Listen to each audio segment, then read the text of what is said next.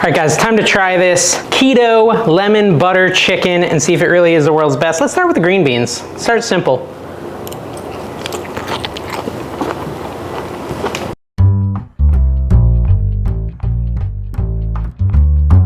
Hey everyone, I'm Dave, and today we're making the world's best keto lemon garlic butter chicken. I've decided to do a keto recipe, something that's low carb, not so dense or heavy like I've been cooking recently. We'll still cook that stuff too, but I thought it would be a nice change of pace to do something a little healthier for those of you who might be on the keto diet or low carb Atkins style diet. And honestly, it looks pretty good, so I figured why not try it. I found it as like a recipe idea for the family, and I said, yeah, I want to try this. So I went ahead and I searched for the best possible one, and the result came from eatwell101.com. This has 4.7 stars out of 5, 32 reviews. The pictures look amazing, so I'll put them up on the screen here. And it honestly looks like a pretty easy and quick dinner, which I'm always on board for on a weeknight, which tonight is. It's Wednesday night, and you know, quick dinner after a work day is exactly what I'm looking for. Okay, so we are gonna use chicken thighs and some green beans for this. Now, green beans are technically a side, but we're making like the complete dish, right? So here's our chicken thighs. Got them from Publix. It was kind of expensive, $4.29 a pound, so $8.71. I ended up with 2 pounds, and I also got the green beans just in this like pre-packaged thingy here.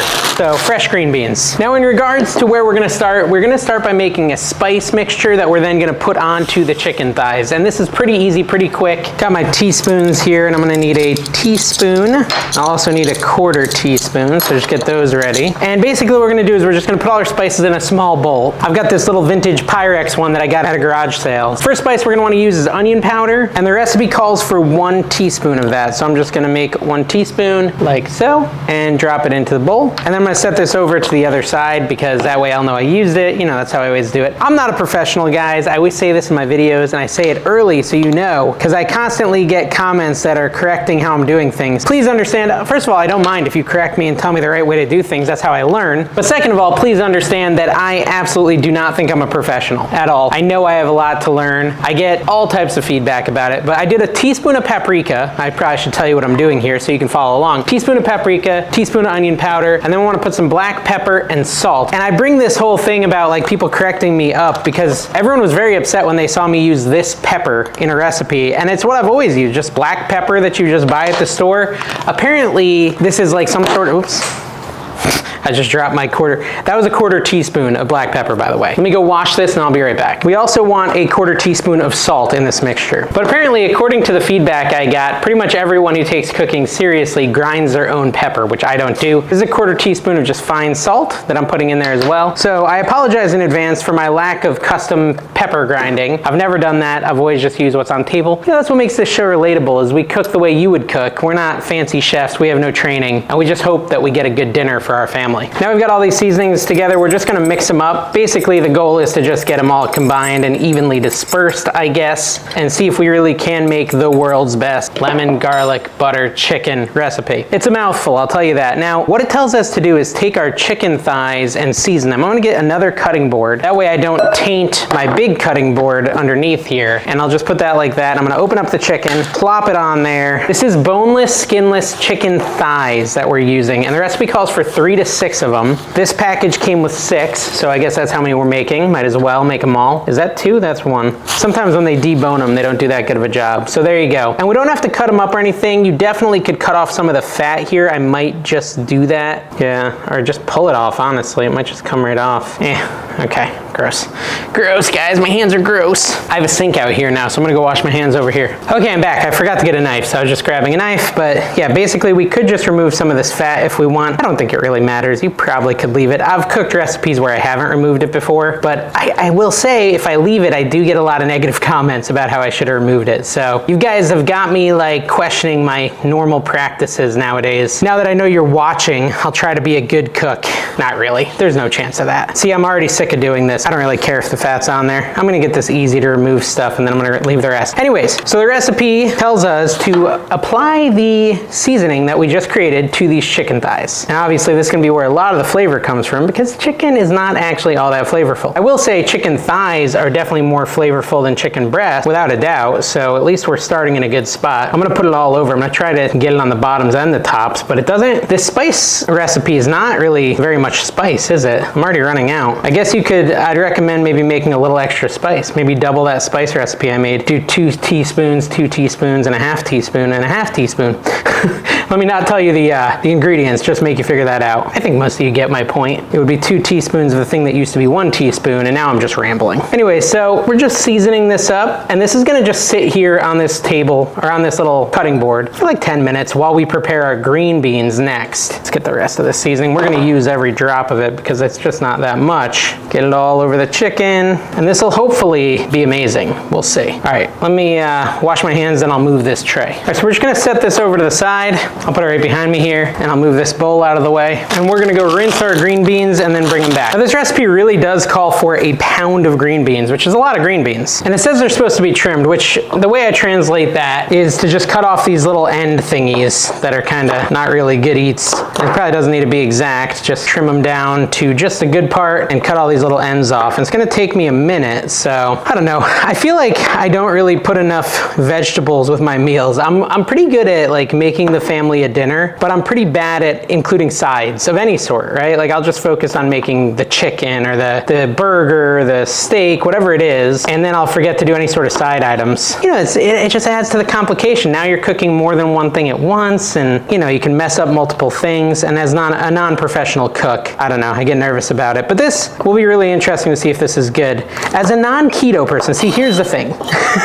Here's the thing. I think that when you're on a diet, and whether it's Atkins or low carb or whatever diet it is, fasting, that sort of stuff, you get so like used to the food you eat on that diet that you don't have a really good perspective of whether or not it's actually good. It'll be good for me to give a perspective as a non-keto person whether or not this is truly a good recipe. And if it is, even if you're not keto, you could cook it and kind of have a little bit healthier of a meal. Although I'm toying with the idea of being a light keto diet person. I don't know if I'd ever want to go full hardcore keto, but the idea of reducing my carbs and stuff is appealing, especially because of the benefits I've heard it can have on your brain and things like that long term. So I don't know. This isn't a diet show, but I definitely do see the merit in something like a keto diet. But the next video we do is not going to be keto friendly, I'll tell you that, but you could probably make it keto friendly, I guess. I have a friend who's going to be in town for her birthday, and she wants me to make for this channel, what is it? Cheesy gordita, some Taco Bell dish. Cheesy gordita crunch, I think it's called. She wants me to make them from scratch. I've never done that, but you guys generally like it when I do like Mexican food, so I think that idea will appeal to you. Maybe I'll even put like a picture of the Taco Bell version of it in the actual thumbnail. Let me finish cutting these up and then we'll be right back. We've got all the green beans with the ends chopped off. We're gonna put them into a bowl that is microwave safe, the recipe says, and we're gonna add a half a cup of water. And then after that, oops,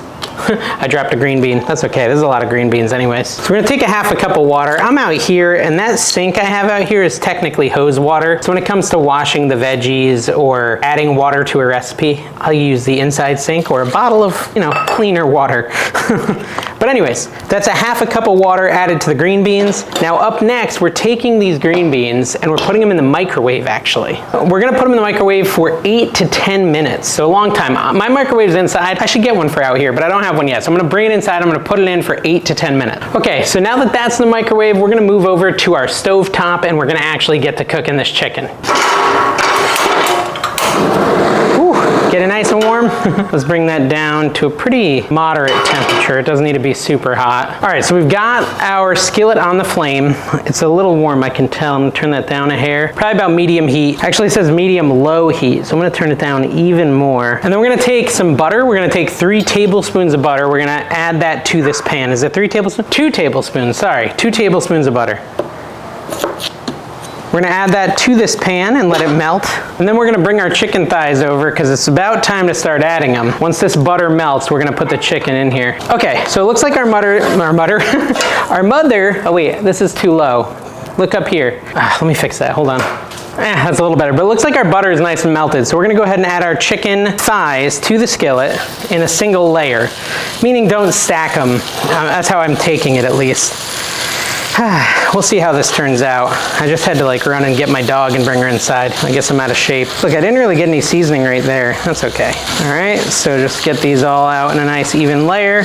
We're gonna let these cook on here for maybe 6 to 7 minutes on each side. So it's gonna be a little bit of time, but you wanna make sure it's cooked through and that the internal temp of the chicken is 165 degrees. All right, so it's been like 5 minutes. I'm gonna flip it because I'm impatient and see what it looks like on the other side. Oh yeah, it looks pretty good. Got a nice little crisp going. Definitely could probably stay on that side a little longer. Maybe we'll flip it one more time. But I also didn't want to burn it, so better safe than sorry. So flip over all the pieces and start cooking the other side for another 5 to 6 minutes. This is an easy recipe, I'll say that. If it's good, then it's gonna become a pretty common recipe in my house. Okay, so while this chicken is cooking, I'm going to chop up mince. Is that what it's called, mince? Yeah, mince. 4 cloves of garlic over here on the other table. I'm not gonna move my camera back, but you'll see my hands. 1, 2, 3. Let's get one more, 4. Now, I will say this, a viewer, named Brian, was kind enough to send me a garlic press. And a garlic press, basically, you put the garlic into it, and then you squeeze it, and the garlic kind of gets all crushed for you, and you don't have to do this work of chopping up and mincing the garlic. But, well, first of all, let me say I appreciate that, Brian. Thank you for sending me that. But second of all, let me say this. I used it last night on a different recipe. I didn't record that, but I did use it last night on a different recipe, and it's still in the wash, and I just figured it'd be easier to just use a knife because, you know, I'm just impatient and didn't want to wait for the wash to finish to record my video. When I say wash, I don't mean my laundry. I mean my dishwasher. We are going to need to squeeze a lemon too for some lemon juice, so you can cut your lemon in half if you want, if you're following along. All right, so this is the garlic part of the garlic butter chicken. Makes sense. We're also going to need 1 more tablespoon of butter here in a second, so I'm just going to go ahead and measure that out with my knife. So I've got a tablespoon of butter, 4 cloves of garlic ready to go on deck. And like I said before, we're gonna chop a lemon in half. Now I see this rogue plate over here in my shot. Do you see that? That's for the chicken. When the chicken's done and at 165 degrees, we're gonna pull it off and put it on the plate over here. Okay, so this chicken is smelling pretty delicious. This thing's in my way. Let's see what temp we're at here. 120, 140. So we're getting close. I'm gonna flip it again.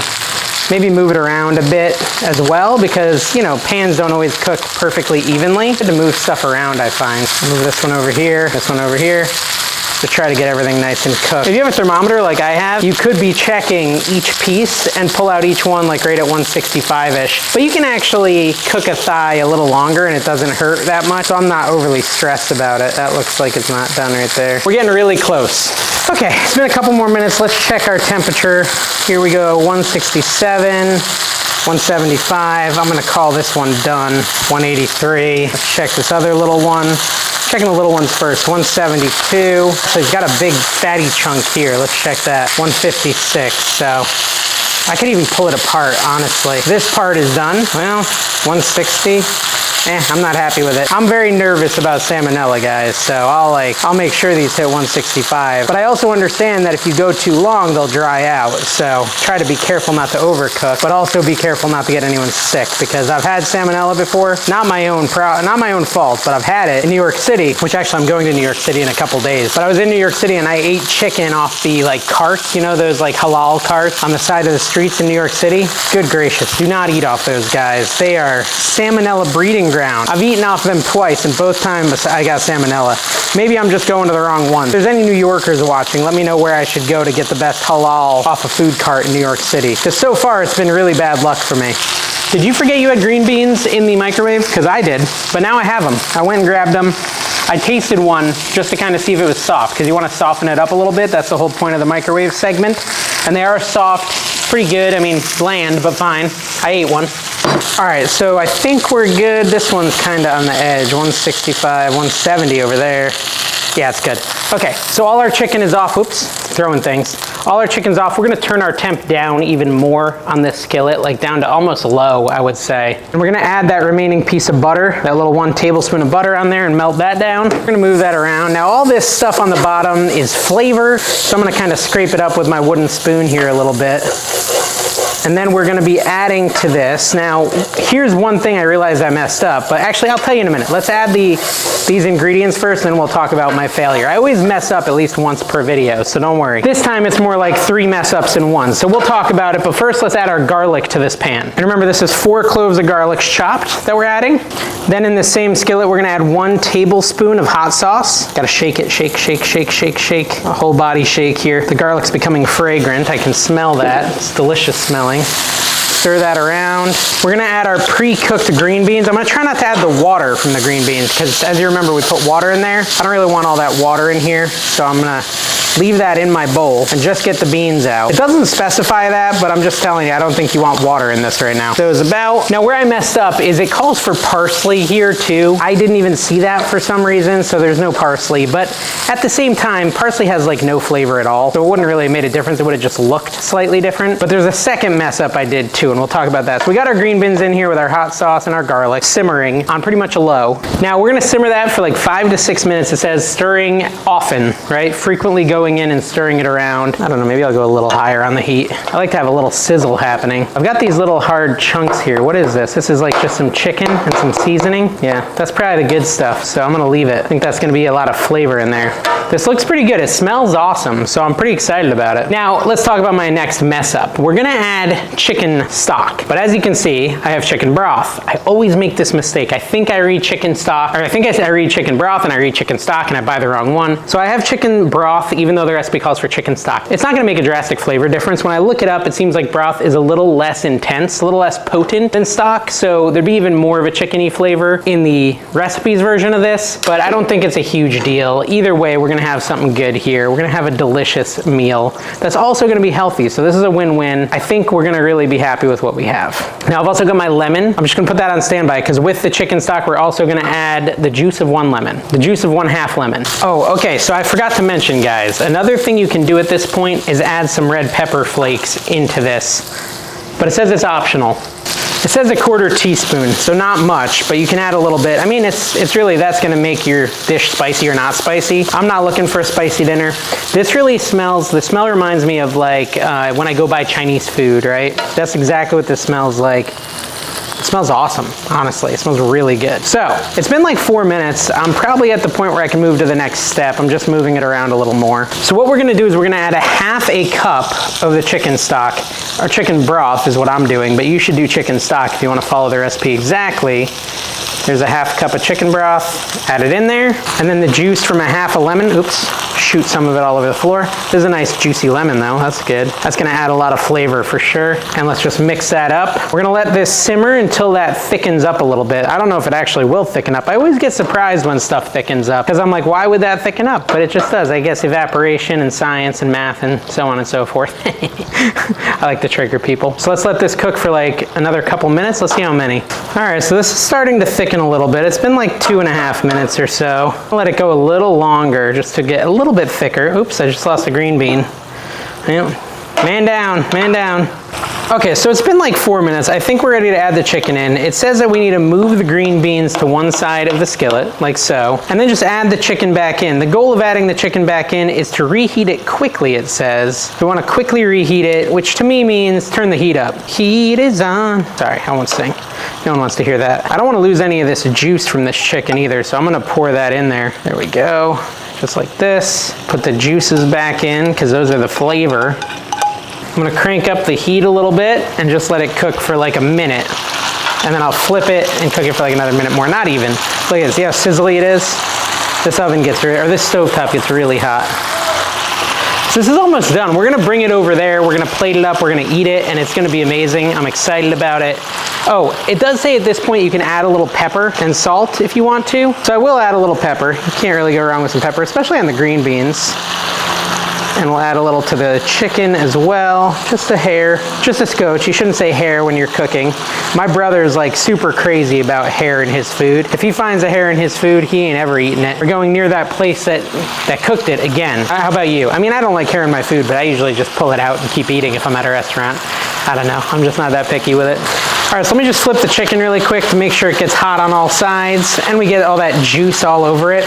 because I feel like all that juice at the bottom from when we cook the green beans and from when I just dumped the chicken juice back in will add just a little bit of moistness to the chicken. I know a lot of people don't like the word moist, but whatever. All right, and then we're pretty much done at this point. I'm gonna turn the heat off, let it keep heating up just with the residual heat for like 25 more seconds, then we're pulling it off and we're gonna eat it. Let me move my camera over there and let's test this chicken. All right guys, time to try this keto lemon butter chicken and see if it really is the world's best. Let's start with the green beans. Start simple.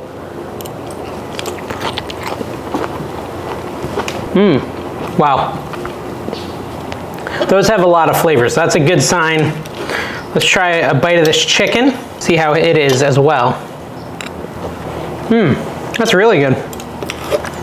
Try another little piece here.